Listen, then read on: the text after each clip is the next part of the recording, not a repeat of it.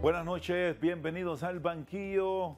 Hoy vamos a revisar la situación política en Honduras, los cambios estructurales que se deben tener en el marco de muchas decisiones que tomará el Congreso Nacional en los próximos meses, en medio de una inestabilidad política que vivimos, donde la palabra consenso, donde la concertación se ha alejado un poco de los políticos de turno.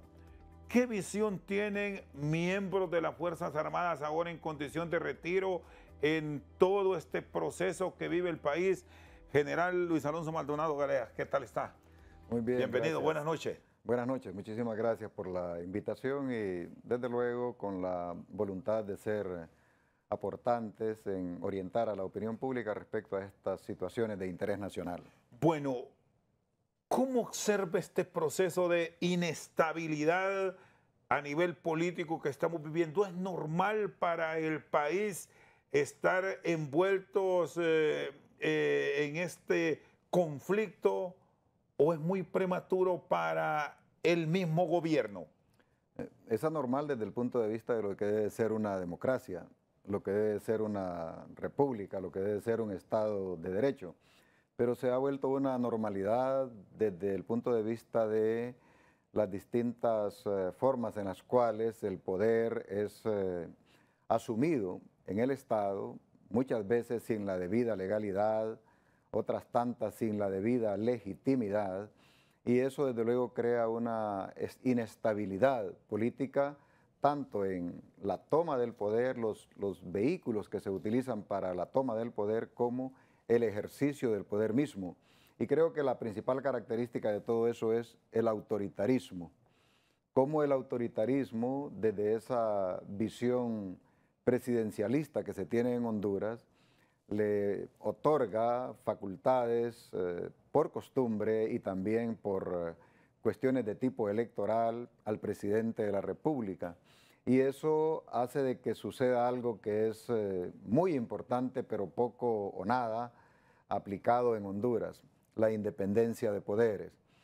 La inestabilidad en Honduras es producto de eso, de un mal ejercicio del poder y no tener también en la mente de los decisores de las cuestiones de Estado la implicación que tiene no tener independencia de los poderes del Estado. ¿Este autoritarismo que estamos viviendo se puede corregir? ¿Estamos a tiempo? Sí, estamos a tiempo dependiendo de una hoja de ruta que se pudiera seguir aquí en Honduras para crear una especie de transición democrática. ¿Qué significa esto? Después de tantos años, más de una década, con una situación centrada por el autoritarismo, el centralismo en el poder, luego caemos en otra situación que tiene casi las mismas características, en donde también se le da facultades al Poder Ejecutivo para que de alguna manera o de muchas influya en las decisiones de los otros poderes del Estado. Y desde luego lo más importante es cómo los procesos electorales, cómo la ley electoral, cómo el sistema electoral nuestro también facilita esta situación. Sí estamos ante un escenario en que podemos desde la ciudadanía propiciar un cambio. Y la oposición como tal, hablando estrictamente del rol político, y vamos a hablar de las decisiones que pasan por el Congreso Nacional. ¿La ve realmente con una convicción clara de lo que se requiere o estamos más escuchando opiniones estrictamente partidarias sin argumentos profundos, general? Me voy por esta última apreciación o enfoque de la pregunta, ¿no? Honduras ha sido dirigida, conducida desde una visión estrictamente partidaria y también desde una visión personalizada. Raras veces, y hay sus excepciones desde luego, Honduras ha tenido un conductor con visión de estadista, principalmente lo que sucedió en el siglo pasado y lo que va de este siglo. Esa visión partidaria genera una concentración de la voluntad política en darle curso a lo que el partido pretende. Esto sucedió en la administración anterior, en la cual el Partido Nacional en el poder se enfocó en un proyecto continuista. El partido ahora en el poder se concentra en una intención de concentrar el poder alrededor de lo que manda o se tiene como estrategia desde el Partido Libertad y Refundación. Y desde luego la oposición política tampoco hace la lectura adecuada ni tampoco tiene la visión para cambiar ese escenario. Así que el éxito de la administración anterior del Partido Nacional no se fundamentó tanto en el poder desde el partido, sino que desde la ineptitud o falta de capacidad política de la oposición. Y ahora que estamos desde el escenario contrario, ¿percibe esa ineptitud en la oposición? Hay intentos, hay intentos. Por ejemplo, hay una figura que nos parece bien, que es esta figura parlamentaria para poder hacer una especie de balance al interior del Congreso Nacional. Pero hay una especie de desbalance por la debilidad que presenta el Partido de Libertad y Refundación al interior de sus filas, en el sentido de que hay un fraccionamiento en el legislativo y también no hay un apoyo, o por lo menos una estructura que pueda marcar una ruta democrática. Me refiero a la falta de disfuncionalidad en la gestión del gobierno por la incapacidad de algunos miembros que han sido designados como secretarios de Estado. Pero esa debilidad que tiene en este caso el Partido Libertad y Refundación para cumplir su propósito desde el partido no es aprovechada por la oposición política porque también muestra debilitamiento en su interior. Y aunque no lo creamos, pero el Partido Nacional es el que presenta por lo menos una unidad en función de darse una especie de limpieza y también hacer algunas propuestas que le bloqueen de alguna manera las intenciones del Partido Libertad y Refundación, pero no hay en la oposición todavía una visión democrática, una visión republicana debidamente estructurada para poder enfrentar situaciones de riesgo a la democracia y también para hacer una propuesta que le dé respuesta a las aspiraciones del pueblo hondureño. ¿No ve un afán continuista en Libre?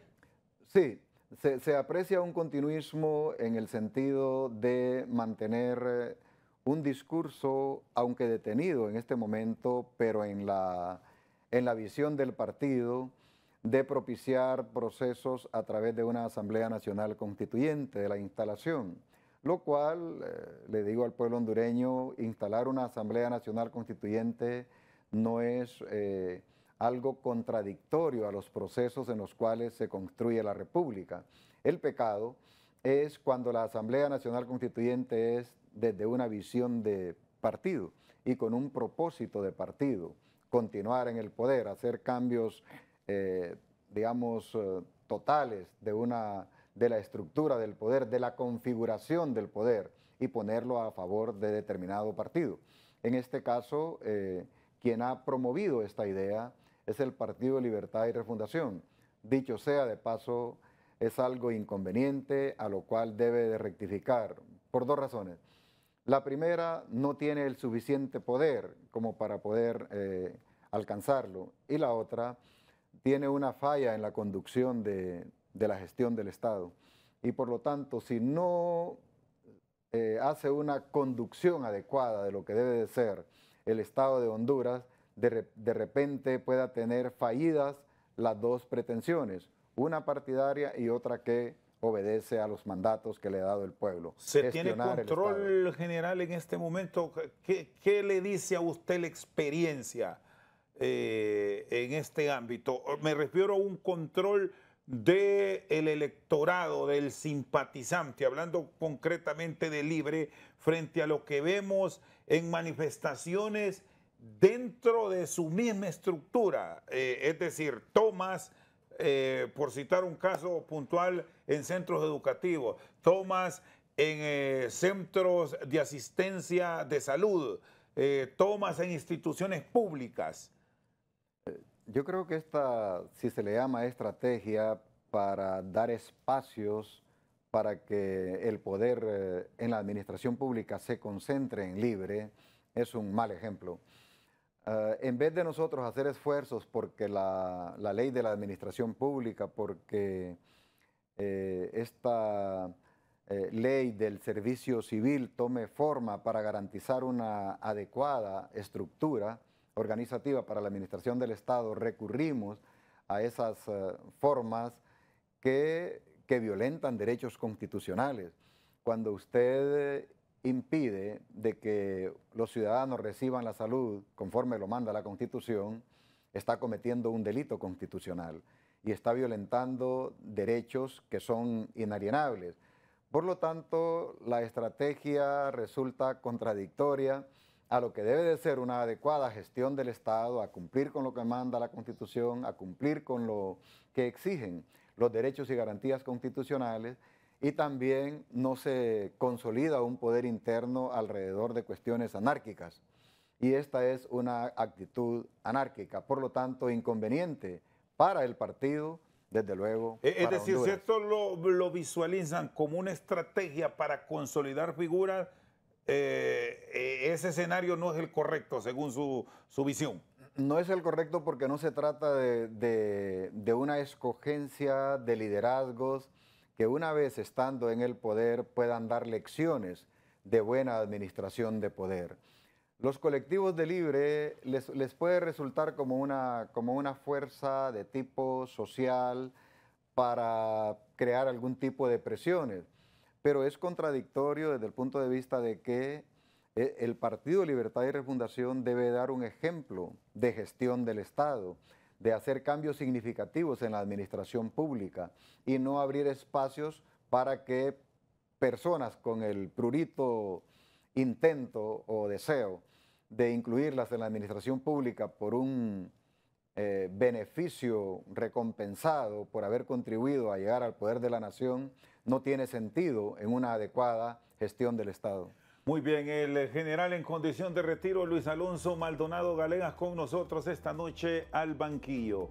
Una pausa, ya regresamos. Seguimos esta noche al banquillo con el general Luis Alonso Maldonado Galegas. Es parte de la estructura del Grupo Patria.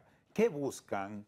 Siempre que se crean este tipo de organizaciones que tienen sus planteamientos, se les critica, general, porque los asocian como una oposición guiada, ya incluso hasta financiada para atacar al gobierno. ¿Qué le responde?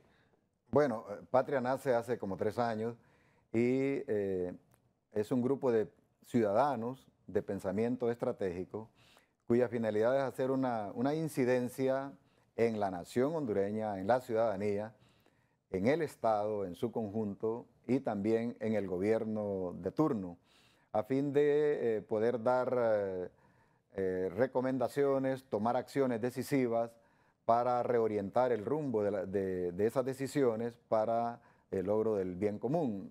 Ahí se concentra la filosofía y la visión de Patria. Pretendemos incidir. En este caso, su servidor forma parte de Patria, coordinando la Comisión de Democracia y Sistema Electoral. La democracia y sistema electoral es uno de los pilares que maneja Patria. En Patria hay temas relacionados con Estado de Derecho, con el ambiente, con educación, con economía, con seguridad alimentaria, con ciencia y tecnología y otras situaciones de interés para el Estado. Y habemos coordinadores de temas que impulsamos procesos para precisamente tener en su momento esa incidencia de cambio, de transformación, en este caso lo que corresponde al sistema democrático. ¿Han tenido contacto, general, con ciudadanos que forman parte de la estructura de Libertad y Refundación? ¿Los han incorporado o cómo ha sido esa comunicación con este sector de la política vernácula que es clave, están administrando el país. La incorporación es abierta. El perfil que Y los identifica. han buscado, general, ellos. Eh, de ellos a nosotros para penetrar a Patria, no, ni de nosotros a ellos para pretender tener una influencia intencionada desde Patria. Lo que identificamos es al ciudadano, y si el ciudadano reúne el perfil de ser propositivo estratégicamente para contribuir a que se tome una decisión acertada en el país, entonces es evaluado al interior de Patria y luego incluido. Que tenga una orientación política de determinado partido no es significativo, en el sentido de que la misma normativa al interior de Patria y también el compromiso adquirido hace de que se borre esa tendencia de pretender influir desde el partido. Desde luego hay miembros de Libertad y Refundación. Incluso cuando surgió el movimiento, la proporción entre Libertad y Refundación y otros partidos era mayor. ¿Y se han mantenido o ya las mismas posiciones y estrategias que ustedes diseñan les ha ido alejando a estos simpatizantes? Porque eso es común que pase. Sí, pero tratamos de que no sea de esa manera e influimos internamente para que se mantengan al interior de Patria, como para que también sigan la normativa, los compromisos, los lineamientos y lo que mandan también los estatutos de Patria. O sea, tenemos regulaciones internas para ese propósito. Y si hay alguna tendencia para eso, la misma estructura de Patria hace que las reacciones resulten también internamente, en donde se emiten juicios, apreciaciones, reflexiones, sugerencias, recomendaciones de que siempre mantengamos un abordaje con interés de nación. Y viendo la estructura, cómo está actualmente el país, ¿qué les preocupa?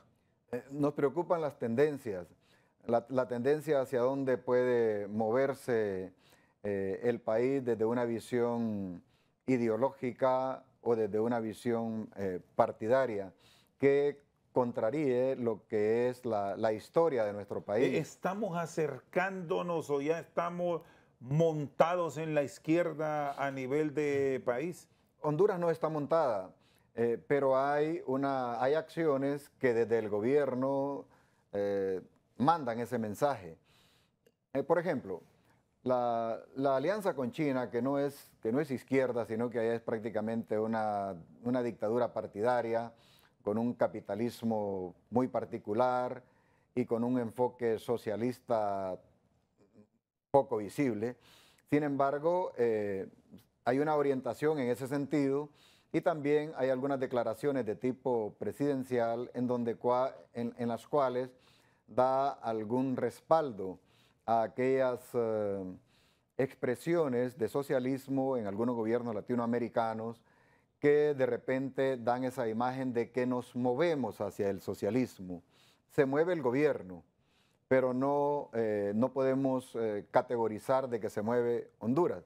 Y es evidente, no se puede arrastrar una masa que está conformada en otros dos partidos políticos muy fuertes, como el Partido Liberal y el Partido Nacional, para asegurar de que hay una movilidad de la nación hondureña hacia el socialismo. Pero ¿qué riesgos le lleva a el país como tal? Porque las decisiones a nivel administrativo están mostrando tendencias preocupantes y así lo expone la oposición. Y si no, miremos el tema del CAF, por decir un caso puntual, que la oposición como tal, que usted la señala, dijo no, pero se publicó y es ley del país. Hay riesgos en el sentido de que se pueda canalizar la energía del gobierno para alineamientos no convenientes para Honduras. Alineamientos con el Foro de Sao Paulo, alineamientos con organizaciones de América del Sur que tienen una connotación de izquierda muy marcada y alineamientos a nivel extracontinental con países u organizaciones que también están claramente definidas como de carácter socialista. Si las relaciones se circunscriben a cuestiones estrictamente comercial, financiera, económica, cultural, tecnológica, etcétera, pueden tener validez. Pero cuando ya se pretende mover a una nación hacia una tendencia que históricamente es contradictoria, que es también el otro punto de riesgo, es desfigurar los conceptos de república, desfigurar los conceptos de democracia, es desfigurar los conceptos de identidad nacional, de todo lo que a nosotros nos caracteriza en nuestro devenir histórico, pasado, presente y hacia dónde debemos de apuntar en el futuro. Ahí tenemos riesgos. El otro riesgo es la centralización del poder. Cuando ya se pretende desde un determinado poder, llamémosle ejecutivo, influir en las decisiones del legislativo y aunque haya una contraparte que pretenda o lo haga, frenar y hacer el contrapeso, ese contrapeso de repente no es aceptado por la voluntad del Ejecutivo y pretende bajo otras vías imponer su criterio. Esos son los riesgos, que el balance ansiado del poder se desbalance precisamente por esta influencia que los países que adoptan los sistemas socialistas normalmente centran su figura en el líder del Ejecutivo. Está en todos los escenarios a nivel mundial. Y entonces las motivaciones y lo que hemos manejado a lo largo de esta conversación, de que debemos de mantener la independencia de poderes, de que no se debe de influir desde el Ejecutivo sobre los demás poderes para darle curso a esa tendencia de riesgo, eso es lo que nosotros debemos de prevenir. ¿Cómo se debe manejar la oposición si hablamos propiamente de la estructura legislativa que no le da mayorías mecánicas a ningún partido político? Sin embargo, hay decisiones que se han tomado y no han importado los números. Hay asuntos de interés nacional, hay asuntos que se enmarcan en las aspiraciones nacionales, están en la Constitución. Los políticos deben de empoderarse, internalizarse de esas aspiraciones del pueblo. Sobre todo, general, cuando hablamos, bueno, de mayorías calificadas, sí es un escenario mucho más complejo porque son 86 votos o más. Pero cuando se trata de mayoría simple o una mayoría mecánica, ahí sí, porque es un número a 65 legisladores que es mucho más factible una negociación para obtenerla. Es mucho más manejable. Sin embargo, aquí hay un problema de tendencias. La tendencia del Partido Nacional extremista. A decir no a todo. Y la tendencia del Partido Libertad y Refundación extremista para procurar alcanzar sus objetivos desde una visión socialista. Y el Partido Nacional, al decir no solo a esa tendencia, sino que también hay una especie de actitud de frenar cualquier impulso, aunque tenga o no la razón. En esos casos, alcanzar la mayoría mínima, cuando hay esa contradicción radical, se crea un problema al interior del Congreso. Ahí donde viene la parte de la negociación inteligente de los partidos que apuntan más a una democracia por lo menos conveniente. Y aquí hablamos general concretamente del Partido Liberal. Partido al cual usted sigue perteneciendo al Partido Liberal. Por supuesto, trabajamos mucho por el Partido Liberal. Y es el partido clave, hablando desde la acción del legislativo con mayoría simple, debemos decir. ¿Cómo debe ser el manejo? Porque hasta ahora se le buscó para un eventual cogobierno y dijeron que no. Y una prueba que ha mantenido fracturada la unidad parlamentaria tiene que ver con la ley de justicia tributaria. Se había aprobado ya la adhesión de Honduras al CAF, pero un insulto a la bancada liberal por parte de un alto funcionario del gobierno rompió todo. Sí. Ahora, visto este escenario de múltiples negociaciones que vienen en el Congreso, ¿cómo debe ser el actuar de los diputados rojos? Sí, el Partido Liberal tiene sus referentes para actuar. Tiene la Constitución de la República, tiene la Declaración de Principios del Partido Liberal, tiene su historia, tiene su adhesión y su compromiso con las decisiones que se han tomado por los liberales notables que han asumido el poder, tiene un legado a su favor y tiene un compromiso de dejar un legado a favor del pueblo hondureño. Por lo tanto, no puede apartarse de eso. Cuando falla el liberalismo, cuando se fracciona internamente y algunos diputados se mueven bajo la influencia del partido en el poder y otros se mueven bajo los principios que antes hemos enunciado. Y eso provoca un fraccionamiento de lo de que debería de ser el balance en el poder y el balance en las decisiones en el Congreso Nacional, el balance positivo. Cuando hay un alineamiento parcial hacia una causa que va a afectar al país, el balance es negativo. Y la facción que se enmarca en los principios del liberalismo social en particular, entonces no le alcanza la cuota para poder crear la condición favorable para Honduras. Así que hay una tarea, hay un mandato histórico para el liberalismo de que se mantenga unido alrededor de esas variables que tienen fortaleza para la democracia y para la república. Con nosotros el general en condición de retiro, Luis Alonso Maldonado Galeas. Una pausa, ya regresamos. Seguimos esta noche al banquillo con el general en condición de retiro, Luis Alonso Maldonado Galeas. Bueno, ¿cogobierno o un gobierno de integración como manda la Constitución? En un eventual cambio o movimiento de piezas que hace tiempo se espera del actual gobierno, ¿cómo visualizan quienes han sido liberales que hayan negociaciones? Los políticos en eso viven, negociando, conversando. De esto nadie tiene por qué asustarse.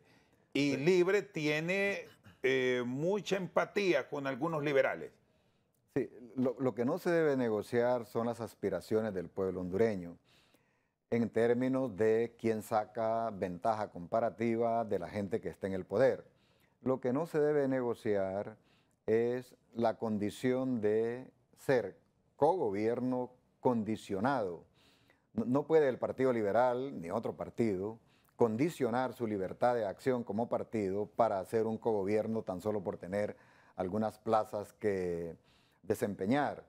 Otra cosa es el gobierno de integración y de conciliación nacional, cuando desde que se asume el poder se buscan los mejores ciudadanos que pueden estar o no en partidos políticos. ¿Eso ahora mismo es misión imposible? Misión imposible, pasaron 2 años y ya sería prácticamente una actitud que no corresponda a la sinceridad y la voluntad de un gobierno por llegar a ese extremo. Sin embargo, bueno, si cupiera en este escenario la figura del pacto social, del diálogo nacional para llegar a un pacto social que defina una hoja de ruta de transición democrática conveniente para Honduras, podría manejarse el concepto de gobierno de integración nacional para mejorar la gestión actual del Estado. ¿Y ese escenario lo advierte ahora o no?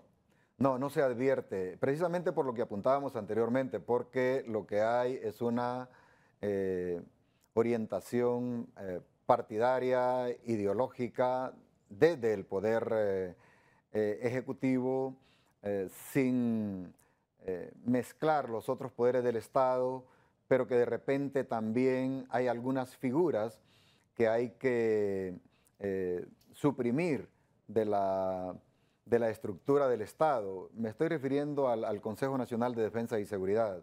No la supresión desde el punto de vista de lo que manda la Constitución, sino de la ley que la regula. Debido a que eso también en manos del Partido Libertad y Refundación puede ser un instrumento de poder centralizado, pero también el Partido Libre tiene su oportunidad. Si en su momento lo juzgó, lo criticó y todo lo demás, ahora es el momento de hacer la la transformación. Y esa reforma, por cierto, que es una de las que llegó del Ejecutivo y ahí se quedó y no fue a más.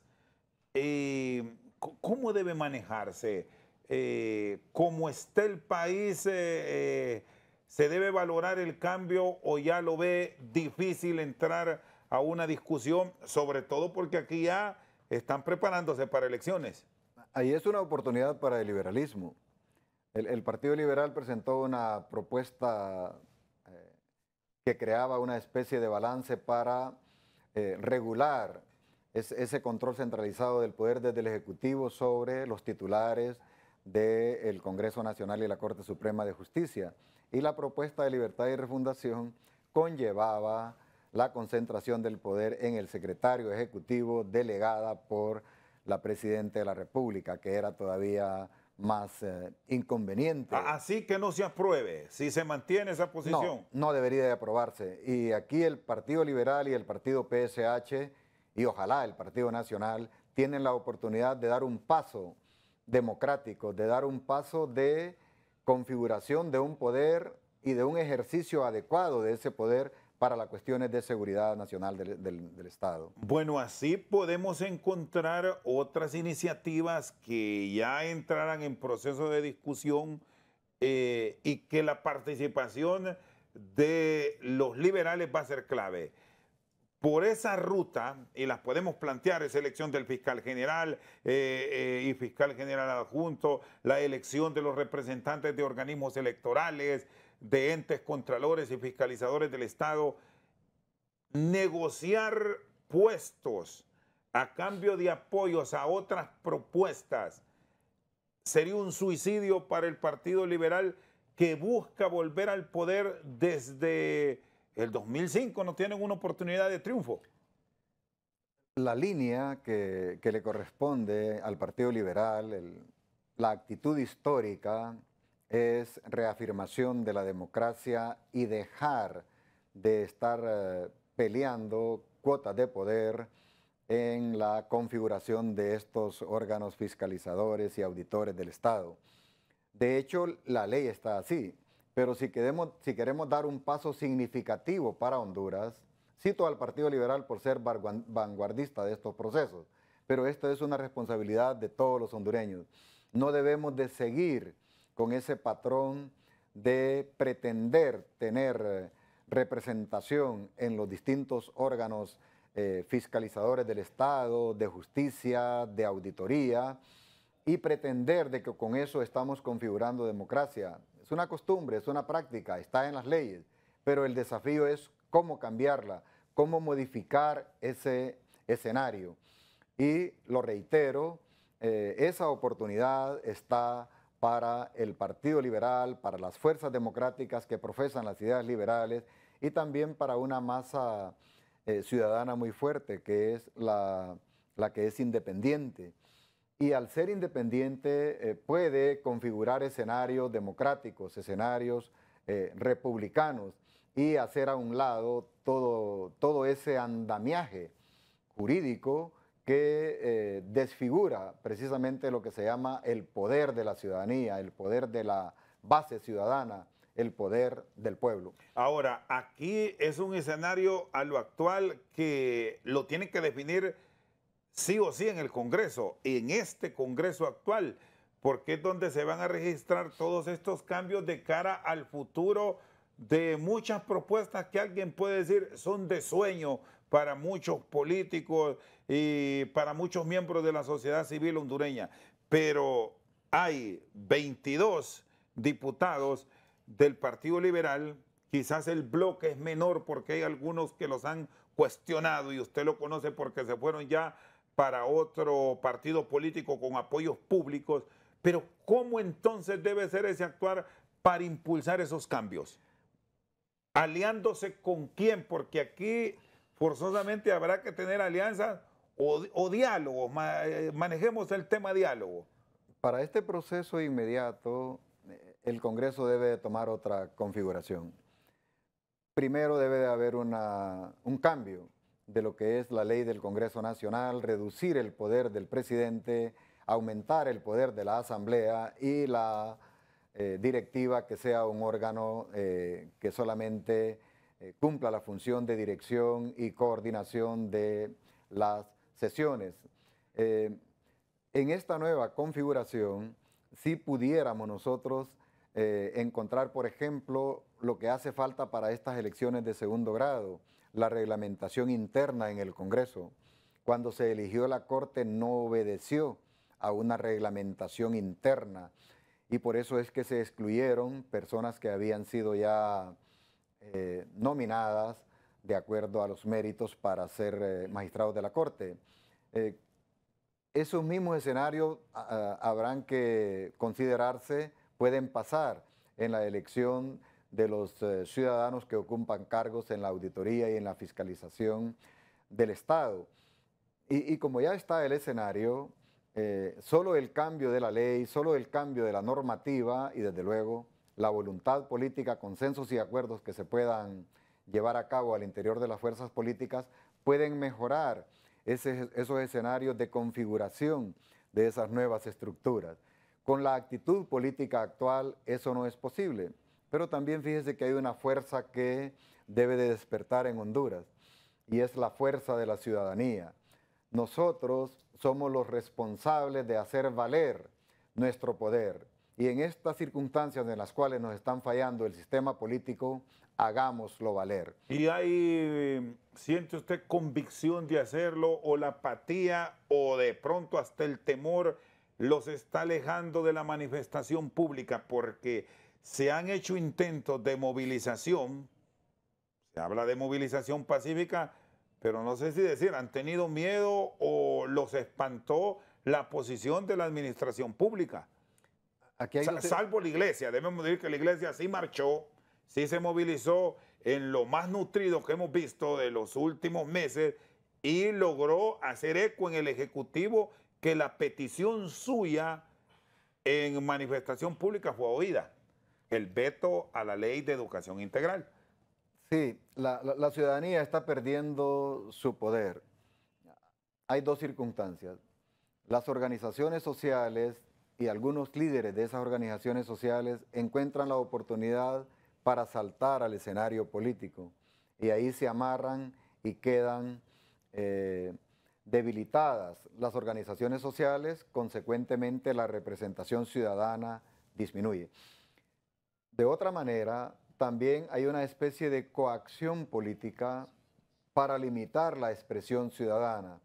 Esa coacción política es superable porque no tiene la fuerza ni tiene tampoco el sustento constitucional para limitar los derechos constitucionales. En ese sentido, hay una fortaleza desde la ciudadanía. Hay algunas expresiones que se están dando últimamente para limitar ese actuar ciudadano, esa expresión de voluntad ciudadana para no aceptar ciertas decisiones y para proponer mejores decisiones. Eso se puede estructurar, solamente que debe de hacerse bajo una visión, bajo una misión a alcanzar, bajo la perspectiva de modificar escenarios políticos inconvenientes para Honduras y para crear un escenario de transición democrática para el país. El general Luis Alonso Maldonado Galeas con nosotros al banquillo. Una pausa, ya regresamos. Seguimos al banquillo con el general Luis Alonso Maldonado Galeas. Bueno, usted fue miembro por más de 35 años de las Fuerzas Armadas. Sí, 30 años de servicio como oficial y 4 de formación. ¿Cómo ve el rol de los entes de seguridad y de defensa en todo lo que está pasando en el país? Porque ahora hay tomas y unas se desalojan, otras no. Hay manifestaciones, unas se aplauden, otras se reprimen. ¿Cómo encontrar equilibrio? El equilibrio es con el respeto que debe de tener en este caso la comandante general de las Fuerzas Armadas y a su vez de la Policía Nacional para la observancia de la Constitución, las leyes y los reglamentos internos de cada institución. Pero de repente, por darle una cara de tipo político ideológico a la conducción del Estado, durante el año pasado y parte de este se abstuvo de utilizar la fuerza pública de orden y seguridad y de las Fuerzas Armadas para frenar una tendencia descontrolada de la inseguridad en nuestro país. Ahora hay algunas rectificaciones, pero todavía hay conductas ambivalentes que no marcan una definición de lo que debe ser una política y una estrategia de seguridad nacional. Y esas conductas ambivalentes, ¿sientes que han llegado al Congreso Nacional ahora que vienen decisiones que pueden ser agrias, de discusiones duras a nivel del hemiciclo? Sí, es parte de ese debilitamiento que tiene el Congreso Nacional por una situación de falta de legitimidad de lo que debe de ser una directiva del Congreso Nacional y la elección del presidente del mismo, así como las debilidades internas y desde luego la falta de visión y de enfoque de parte de los diputados de las distintas bancadas para ver las conveniencias nacionales. ¿Cómo debe estructurarse el tema político, impulsado desde la Cámara Legislativa con reformas que deben ser profundas, en pensar ya en tener un proceso que no sea objeto de cuestionamiento en el 2025? El Congreso Nacional solamente es un instrumento de la democracia. La verdadera democracia, el poder, está en el pueblo, pero necesitamos un pueblo instruido, un pueblo con cultura ciudadana, con cultura democrática y con cultura política. Y es desde ahí, en el caso que me ocupo yo en este momento, desde el Movimiento Patria, que estamos impulsando desde la ciudadanía las principales reformas electorales que se requieren para modificar ese escenario político a favor, para otorgar el poder a quien debe de recibirlo y para ejercer el poder conforme al mandato de ese pueblo. La figura que se traduce en las expresiones del gobierno del pueblo, por el pueblo y para el pueblo, debe de ser expresada legal y legítimamente. Esa aspiración es la que está ahora en la ciudadanía. Y en la medida de que Honduras mantenga a la ciudadanía como la verdadera depositaria del poder, los órganos que resulten de ese poder de la ciudadanía, llámese órganos electorales, llámese órganos de justicia, de fiscalización, van a tener la verdadera representación. Por eso, nuestra posición es que le demos fortaleza a la ciudadanización del poder, representado por nosotros, y restarle la representación del poder desde aspiraciones o pretensiones partidarias. Y siente que en medio de todo este clima que se ha polarizado, y usted me lo reconoce, encontraremos esa ruta para este cambio y la garantía de que en una mesa electoral van a estar intelectuales, estudiantes, jóvenes que no tengan y adultos nada que ver con la actividad de la política vernácula como tal. ¿Entregarán eso los políticos de Honduras, general? Parcialmente.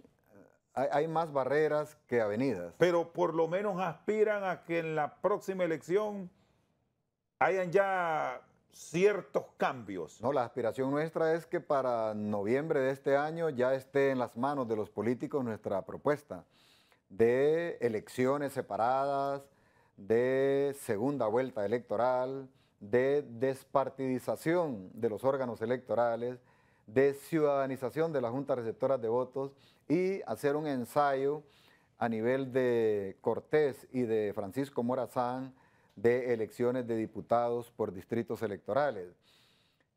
Esa es nuestra misión y lo vamos a hacer como ciudadanía. No estamos solos. Tiene que aplicarse este año, porque esto implica reforma constitucional que se ratifique en el 2024 y esa es la única salida. Si no se aprueba este año ya es todo sueño.